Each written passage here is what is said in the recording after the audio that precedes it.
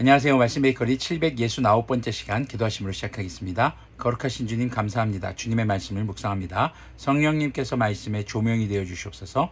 우리 주 예수 그리스도님의 이름으로 기도합니다. 아멘. 네, 오늘 보실 말씀은 사도행전 5장 17절에서 42절까지의 말씀입니다. 대제사장과 그의 지지자들인 사두개파 사람들이 모두 시기심이 가득 차서 들고 일어나 사도들을 잡아다가 옥에 가두었다. 그런데 밤에 주님의 천사가 감옥문을 열고 그들을 데리고 나와서 말하기를 가서 성전에 서서 이 생명의 말씀을 남김없이 백성에게 전하여라 하였다. 이 말을 듣고 그들은 새벽에 성전에 들어가서 가르치고 있었다. 그때 대제사장이 그와 함께하는 사람들과 더불어 와서 공의회와 이스라엘의 원로회를 소집하고 감옥으로 사람을 보내서 사도들을 데려오게 하였다. 경비원들이 감옥에 가서 보니 사도들이 감옥에 없었다. 그래야 그들은 돌아와서 이렇게 보고하였다. 감옥문은 아주 단단히 잠겨있고 문마다 간수가 서 있었는데 문을 열어보았더니 안에는 아무도 없었습니다. 성전 경비대장과 대제사장들이 이 말을 듣고서 대체 이 일이 앞으로 어떻게 될까 하고 사도들의 일로 당황하였다. 그때 어떤 사람이 와서 그들에게 일렀다. 보십시오. 여러분이 옥에 가둔 그 사람들이 성전에 서서 백성들을 가르치고 있습니다. 그래서 경비대장이 경비대원들과 함께 가서 사도들을 데리고 왔다. 그러나 그들은 백성들이 돌로 칠까봐 두려워서 폭력은 쓰지 않았다. 그들이 사도들을 데려다가 공의 앞에 세우니 대제사장이 신문하였다. 들은 대로 우리가 그대들에게 그 이름으로 가르치지 말라고 엄중히 명령하였소. 그런데도 그대들은 그대들의 가르침을 온 예루살렘에 퍼뜨렸소. 그대들은 그 사람의 피에 대한 책임을 우리에게 씌우려고 하고 있소. 베드로와 사도들이 대답하였다. 사람에게 복종하는 것보다 하나님께 복종하는 것이 마땅합니다. 우리 조상들의 하나님은 여러분이 나무에 달아 죽인 예수님을 살리셨습니다. 하나님께서는 이분을 높이시어 자기 오른쪽에 앉히시고 영도자와 구주로 삼으셔서 이스라엘이 회개를 하고 죄 사함을 받게 하셨습니다. 우리는 이 모든 일의 증인이며 하나님께서 자기에게 복종하신 사람에게 주신 성령님도 그러합니다. 자, 지금 사도들, 특히 베드로 같은 경우, 베드로와 요한은 이렇게 예수님의 이름으로 아무것도 가르치지 말라라고 경고를 받고 나왔죠. 그런데 지금 그들이 또 복음을 전합니다. 그래서 체포돼 왔습니다. 그런데 옥에 가두어 두었는데 지금 어떻게 됐습니까? 하나님의 천사가 문을 열고 그들을 내보내주죠. 그리고 성전에 가서 이 생명의 말씀을 남김없이 전해라 라는 사명을 가지고 나아갑니다. 자, 여기서 한번 생각해 볼 게 있습니다. 하나님의 일에 순종하는 것, 복음을 전하는 것 아닙니까? 그런데 왜 자꾸 방해의 세력을 만나죠? 잡혔다가 풀려나고 또 잡혔다가 풀려나고. 아니 그냥 안 잡히게 해주시면 안 되는 거 아닙니까? 그냥 하나님이 하게 내버려 두시면 되잖아요. 아무도 못 괴롭히게 하면 되잖아요. 그런데 세상은 그렇지 않다라는 것이죠. 예수님의 복음이 증거되는 것을 절대로 그것을 가만두고 볼 리가 없는 것이죠. 다만 왜 이런 일이 반복되고 있는 것인가? 자, 이렇게 지금 감옥문이 열렸다, 굉장히 놀라운 이적과 이런 것으로 하나님께서는 항상 하나님의 사람을 보여주신다, 틀린 말은 아닐 것입니다. 그런데 이런 이적이 일반화된 건 아니거든요. 그럼 이런 내용들을 어떻게 보아야 할까요? 바로 성령님이 충만하여서 하나님의 사명인 복음 전파를 포기하지 않는 자들을 향한 하나님의 공급하심으로 보아야 할 것입니다. 당시 종교 지도자들 어떻습니까? 가둬놨는데 풀려났어요. 당황하죠. 그리고 지금 데려다가 신문하는데 잡아올 때도 어떻습니까? 사람들이 그들을 돌로 칠까봐 두려워서 가만히 조용히 잡아오는 이런 지금 모습을 보이고 있습니다. 게다가 예수님을 죽인 것, 그들 잘못 맞잖아요. 근데 그들의 잘못이 없는 것처럼 이렇게 포장해서 말하는 그들의 모습. 결국 예수님을 대적하는 세력들은요, 자신들의 죄를 어떻게 보면 합리화하고 그것을 눈 가리고 있는 식으로 지금 하고 있는 것이죠. 그럴 때에 이렇게 다시 잡혀온 베드로와 사도들이 말하는 이 핵심적인 내용 29절, 사람에게 복종하는 것보다 하나님께 복종하는 것이 마땅합니다. 사람에게 맞아 죽는 것, 사람에게 어떻게 손가락질 받는 것, 지탄받는 것, 어떻게 고문당하는 것, 갇히는 것, 이것이 두려운 것이 아니라는 겁니다. 하나님께 복종하는 것, 하나님의 말씀에 순종하는 것, 그것이 이제 사도들의 최우선 가치, 가장 우선순위의 삶의 방식이 된 것이죠.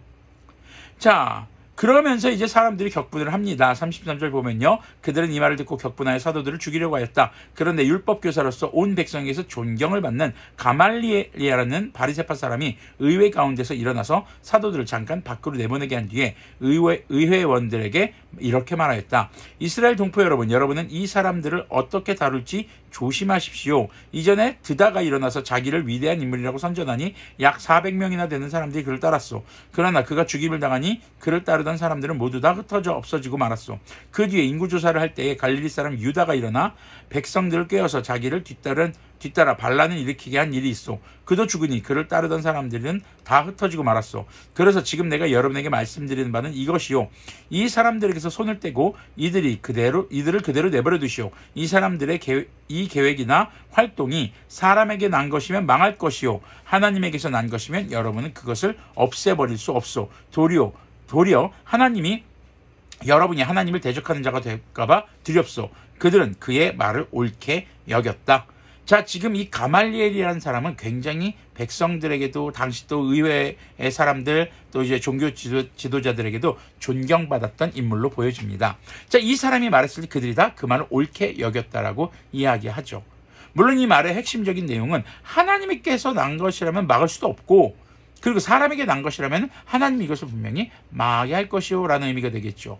그런데 이것을 우리가 자칫 잘못 해석해서 그냥 뭐든지 내버려두면 된다라고 받아들여서는 안 될 것입니다. 지금 이것은 가말리엘을 통해서 하나님이 사도들이 복음을 전할 수 있도록 돕는, 하나님께서 복음을 전할 수 있는 그런 상황과 환경으로 열어주시고 공급해 주시는 사건으로 우리가 보아야 하는 것이죠.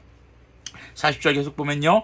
그리하여 그들은 사도들을 불러다가 때린 뒤에 예수님의 이름으로 말하지 말라고 명령하고서 놓아 주었다. 사도들은 예수님의 이름 때문에 모욕당할 수 있는 자격을 얻게 된 것을 기뻐하면서 공회에서 물러나왔다. 성령님의 충만한 사도들의 반응이 이게 정말 대박입니다.